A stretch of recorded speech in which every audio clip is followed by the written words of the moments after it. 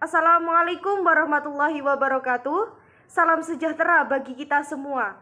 Yang terhormat Ibu Maryam Faizah MPDI selaku dosen pengampu mata kuliah Psikologi Perkembangan dan Teori Belajar, serta teman-teman yang berbahagia. Pada kesempatan kali ini, saya Sylvia Eliana dari kelompok E beserta teman-teman saya Bahaudin Najib dan Rahmania Zen akan mempresentasikan tentang perkembangan berdasarkan perspektif teori kognitif dan teori sosiokultural Vygotsky. Sebelum kita berlanjut kepada pembahasan selanjutnya, alangkah baiknya kita mengetahui terlebih dahulu apa sih definisi dari perkembangan itu sendiri. Berdasarkan KBBI ialah bertambah atau memekar atau membentang. Sedangkan dalam ilmu psikologi, perkembangan artinya perubahan secara kualitatif pada ranah jasmani dan rohani manusia yang saling berkesinambungan menuju ke arah yang lebih baik atau ke arah yang lebih sempurna. Baik, dalam pembahasan kali ini kami akan membahas tentang teori kognitif yang di dalamnya mengkaji tentang proses belajarnya daripada hasil belajar, dan teori yang kedua yang akan kami bahas adalah tentang sosiokultural Vygotsky yang mengkaji tentang perkembangan manusia yang membutuhkan bantuan orang lain. Apa sih teori kognitif itu? Sebelum kita membahasnya, alangkah baiknya kita mengetahui dulu definisi dari kognitif itu sendiri. Kognitif adalah suatu proses berpikir, daya menghubungkan, serta kemampuan menilai dan mempertimbangkan. Sehingga kemampuan kognitif adalah suatu kemampuan yang dimiliki oleh individu, di mana kemampuan ini berkaitan dengan segala bentuk kegiatan mental atau otak. Kemampuan kognitif juga berguna untuk mengembangkan kemampuan manusia dalam berpikir secara rasional. Selanjutnya adalah perkembangan kognitif teori Piaget. Piaget mengemukakan bahwa sejak usia balita, seseorang telah memiliki kemampuan tertentu untuk menghadapi objek-objek di sekitarnya. Kemampuan ini masih sangat sederhana, misalnya bentuk kemampuan sensor motorik. Dalam memahami dunia, mereka secara aktif, anak-anak menggunakan skema, asimilasi, akomodasi, organisasi, dan ekuilibrasi.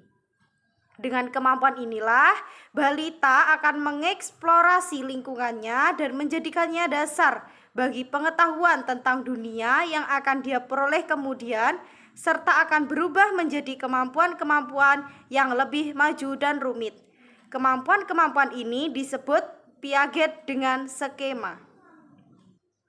Contohnya adalah seorang anak tahu bahwa cara memegang mainan itu bagaimana, dan cara membawa minuman masuk ke mulutnya itu seperti apa, seperti itu. Asumsi dasar perkembangan kognitif teori Piaget. Individu memahami dunia dengan menggunakan dua proses pengorganisasian dan menyesuaikan diri atau asimilasi dan akomodasi.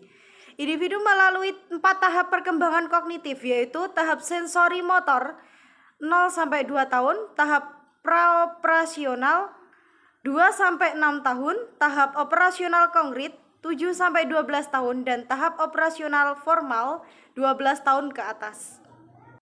Perkembangan kognitif sensori motor. Perkembangan kognitif masa bayi berada dalam sensori motor terbagi menjadi 6 subtahap. Yang pertama, early reflex berkisar antara 0 sampai 1 bulan. Yang kedua, primary circular reaction berkisar antara 1 sampai 4 bulan. Yang ketiga, secondary circular reaction dimulai dari 4 sampai 8 bulan. Yang keempat, ada secondary circular antara 8 sampai 12 bulan. Yang kelima, ada tertiary circular reaction berkisar antara 12 sampai 18 bulan. Yang keenam adalah the first symbol berkisar antara 18 sampai 24 bulan. Perkembangan kognitif masa anak-anak awal atau praoperasional dibagi menjadi 4. Yang pertama, pemikiran simbolik atau symbolic thought. Yang kedua, berpikir sentral atau memusat. Yang ketiga, ada egosentris. Yang keempat, ada terarah statis atau animisme. Perkembangan kognitif masa tengah akhir operasional konkret berkisar antara usia 7 hingga 12 tahun. Anak-anak mulai dapat memahami sudut pandang orang lain dan semakin sedikit membuat kesalahan logika.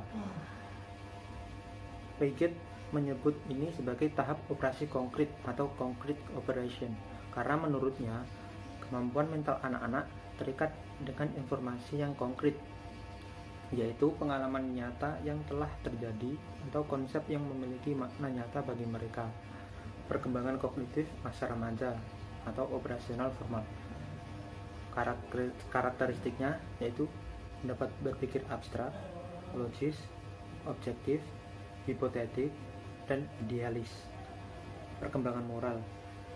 Tujuan dari pengembangan moral tersebut antara lain membuat anak-anak menjadi lebih baik. Dalam mencoba menegakkan standar moral dan perilaku baik, banyak orang tua yang menggunakan penegasan kekuasaan yang meliputi ancaman, hukuman fisik, perampas keistimewaan anak, dan para orang tua ini umumnya memanfaatkan keunggulan sebagai seseorang yang lebih besar, lebih kuat, dan lebih berkuasa. Berbeda dengan penegasan kekuasaan, orang tua dapat menggunakan induksi yang mengedepankan kemampuan pribadi anak, empati, sifat suka menolong, menyayangi orang lain, dan rasa tanggung jawab anak. Kemudian dapat mengendalikan diri dan hati nuraninya. Salah satu keterampilan sosio-emosional terpenting yang perlu dimiliki anak-anak adalah kemampuan untuk mengendalikan dorongan dan keinginan mendesak mereka. Khususnya, mereka perlu belajar menunda kepuasan atau delay gratification untuk mendapatkan manfaat di waktu yang lain. Nah, kemampuan awal untuk menunda kepuasan berefek pada kesehatan, kesuksesan, dan kesejahteraan yang dapat bertahan selama beberapa dekade. Dan materi yang kedua adalah teori sosial kultural Vygotsky. Sebelum kita masuk ke teorinya, kita kenalan dulu yuk sama Vygotsky.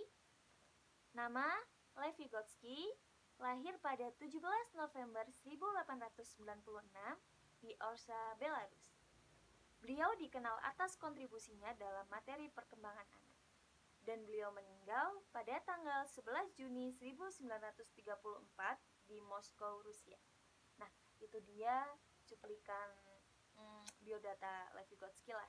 Dan sekarang kita masuk ke teorinya ya. Teori perkembangan dibagi menjadi 3. Yang pertama adalah ZPD, yang kedua scaffolding, dan yang ketiga adalah bahasa dan pikiran. Kita bahas satu-satu ya. Oke, yang pertama ZPD. ZPD adalah kepanjangan dari Zone Proximal Development. ZPD ini dibagi menjadi 2. Yang pertama adalah Actual Development Level, dan yang kedua adalah Level of Potential Development. Actual Development Level adalah anak dapat memecahkan masalahnya sendiri, jadi sang anak tidak membutuhkan orang lain. Dan yang kedua adalah Level of Potential Development. Anak baru mampu memecahkan masalahnya dengan bantuan orang lain, dengan di bawah bimbingan orang tua atau teman sebayanya yang lebih mampu. Jadi anak tidak dapat memecahkan masalahnya secara individual. Mereka harus sangat harus ada orang lain yang membimbingnya, mendampinginya untuk memecahkan masalahnya. Yang kedua adalah scaffolding. Scaffolding adalah teknik untuk mengubah level dukungan selama sesi pelajaran. Jadi, scaffolding ini adalah dukungan dari luar untuk menambah pengetahuan anak pada saat sesi pelajaran. Misalnya, guru, orang tua, atau teman sebaya. Yang ketiga dan yang terakhir adalah bahasa dan pikiran. Bahasa tidak digunakan anak untuk berinteraksi saja, namun digunakan untuk merencanakan, membimbing, dan memonitor perilaku. Konsep bahasa dibagi menjadi 2. Yang pertama adalah private speech dan yang kedua adalah inner speech. Private speech adalah percakapan dengan diri sendiri dengan cara diverbalkan, yang berguna untuk pengaturan diri anak atau self-regulation. Jadi mereka sering deep talk lah sama diri sendiri, kayak lagi ngobrol serius sama diri sendiri, kayak memotivasi diri sendiri. Terkadang memang seseorang butuh berbicara dengan dirinya sendiri, butuh waktu untuk berbicara dengan dirinya sendiri agar dapat lebih rileks atau lebih tenang, atau ya semuanya lah. Nggak semuanya kan bisa bareng-bareng juga. Dan yang kedua adalah inner speech atau pembicaraan batin. Biasanya pembicaraan batin ini bisa terbawa hingga dewasa. Ya seperti kita mahasiswa inilah, nggak hanya anak-anak aja. Fungsinya inner speech ini untuk kontrol pikiran, tindakan dalam berencana, dan ingatan dan memori. Jadi kayak ketika kita mengingat sesuatu itu dapat diingat dari pembicaraan kita. Kayak, oh dulu aku pernah bicara sama batinku kayak gini ya, oh aku dulu pernah kayak gitu ya, gitu. Jadi mungkin itu yang dapat saya sampaikan di materi sosial kultural Vygotsky ini. Apabila ada yang kurang jelas atau yang kurang paham lah, nanti bisa ditanyakan.